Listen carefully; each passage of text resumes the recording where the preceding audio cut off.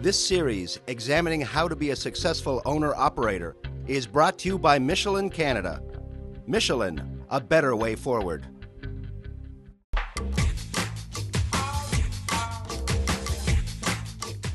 Becoming an owner-operator, it's something that most professional drivers will at some point in their career give consideration to. Yet so often, it's done on a whim. Today, I'm joined by Ray Haight. He's CEO of ATBS Canada, and we're going to be talking about some of the groundwork that a potential owner-operator should do to determine if they will be a successful owner-operator. Ray, I guess by way of introduction, can you give us a little bit of information on your background as an owner-operator and working with owner-operators? Sure, James. I was an owner-operator. I was a company driver, an owner-operator, and a small fleet owner. And I enjoyed that part of my life. That was 10 years. I've got over 1 million miles safe driving, and I'm very proud of that. And when I started the small business that at that time was called Southwestern Express, I started it with owner-operators. And that was way back 30 years ago. So I've had a number of owner-operators work for me over the years, well into the hundreds, and I've seen successful owner-operators, many that weren't successful, and I think I've got a pretty good handle on what those elements of success were for those that enjoyed their careers. So often it seems that the decision to become an owner-operator comes around the time they purchase their truck.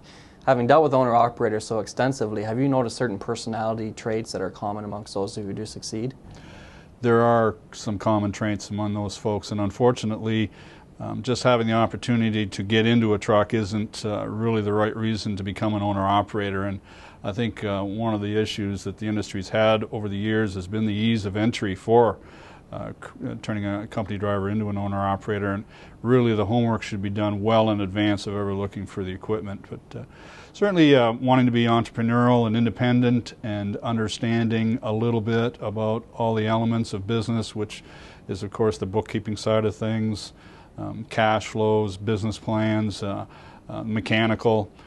Just having a broad view of the industry at large, those types of things should come well before an individual ever sits down in a truck that they might be on the hook for financially. Okay, and we'll be covering many of those topics in this video series. Do you think that it's necessary to be a professional driver for a company before you take the plunge to become an owner-operator? Typically, that's good advice. There are a couple of companies that take folks right out of driving school and through a couple-month mentoring program, they become owner-operators, but they're the exception. Typically, someone coming out of driver school with a new license would want to drive for a company for a while and get a better idea what it's like to live on the road and to really work in the industry before they go out and obligate a large sum of money to a truck that in the long run might not be the right career for them. Okay. As a company driver, what are some of the things you can do to prepare yourself and determine whether or not it is a viable future for you? I think truck drivers can talk to other owner-operators. I don't think that's the final decision maker because there's good, bad, and indifferent owner-operators out there. But talking to those folks about what they do over and above the driving aspect of their day-to-day lives would be a good place to start. There's plenty of resources out there. Obviously the internet and some printed publications that Truck News has even put out. I think are good reading material and prep work for someone to think about whether they want to take the next step or not.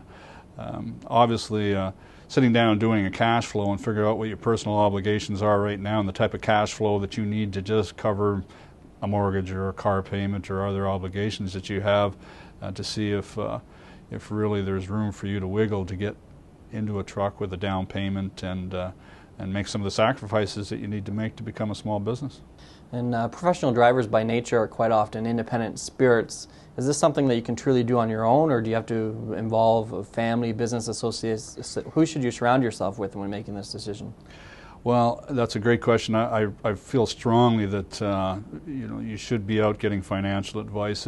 If you've never owned a small business before and you don't understand what a cash flow is or a budget, I've never put a business plan together, I'd seek some professional help there. It may cost a few $100, but laying that work down and doing the hard work up front would certainly help your likelihood of success in the future. So, if you have a mechanical background, you probably save some money on maintenance. If you're good at bookkeeping and tracking your expenses, that's a leg up on majority of owner-operators. If you understand that the success of your business is depending on you and your actions, and that the carrier that you choose to work with is important to that whole equation and how to go about doing that, then they're all things that will help you. But certainly there's lots of professional advice and help that could certainly, again, increase your likelihood of success if you decide to make the plunge. So say you decide to make the plunge, can we go truck shopping now, or? No, you're not going to go you shouldn't go truck shopping, that's for sure. And there's, again, ease of entry is something that's concerned me with the industry for quite a while.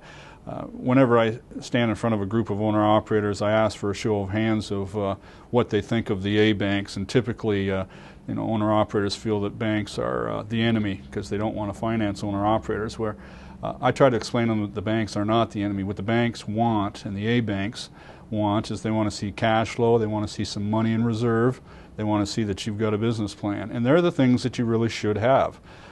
So when you go out and looking for a truck and some of what I call third-tier financiers, where you're paying a lot, much in excess of what a prime rate might be, they're there because there's increased risk because you don't have those things. So before you go truck shopping, you should look at formulating a cash flow, putting a budget together, get a business plan together, and take a real hard look at the likelihood of success and what it's going to take for you to be successful, and then make the determination whether you want to obligate to put some money down on a truck. Okay, well, it sounds like there's a lot of homework to be done before we even start looking at a truck, which would lead us into record keeping and paperwork, and I guess that would make a next subject for the next video in this series.